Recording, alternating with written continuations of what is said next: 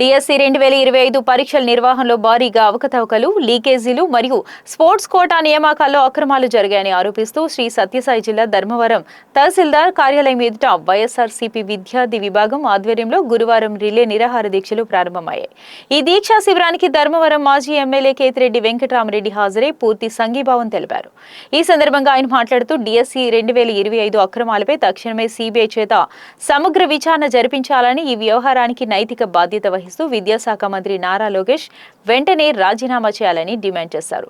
అలాగే పెండింగ్ లో ఉన్న 9,500 కోట్ల ఫీజు రీయింబర్స్మెంట్ బకాయిలను విడుదల చేయాలని, ఎన్నికల హామీ మేరకు ప్రతి నిరుద్యోగికి 3,000 రూపాయల చొప్పున నిరుద్యోగ భృతి అందించాలని ప్రభుత్వాన్ని కోరారు.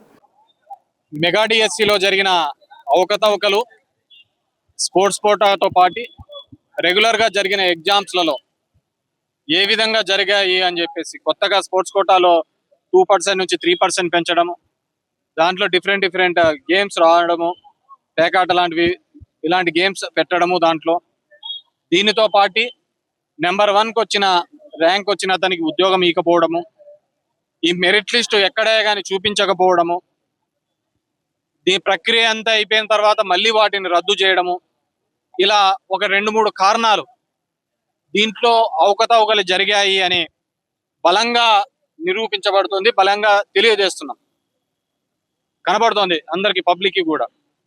కాబట్టి వాటి మీద చర్యలు తీసుకోవాలి అనే ఉద్దేశంతో ఈరోజు ఈ 4 రోజుల రిలే నిరాహార దీక్ష చేపట్టడం జరిగింది.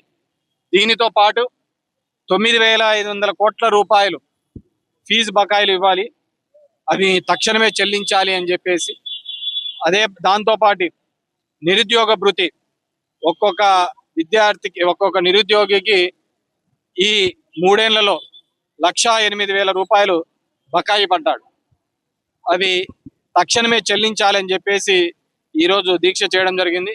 వీటి మీద పలు విధాలుగా కూడా ఇప్పటికే ర్యాలీలు చేసినాము, కలెక్టర్లకు అందరికీ కూడా రిప్రజెంటేషన్ ఇచ్చినాం. అయినప్పటికీ కూడా ఎటువంటి చర్యలు తీసుకోలేదు.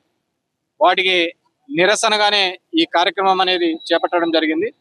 మనకు క్లియర్ గా తెలుస్తోంది ఏ విధంగా దీంట్లో ఇది లోకేష్ అసమర్థంగా విద్యాశాఖను నిర్వహించడం వల్లనే ఇవన్నీ కూడా అవకతవకలు జరుగుతున్నాయి.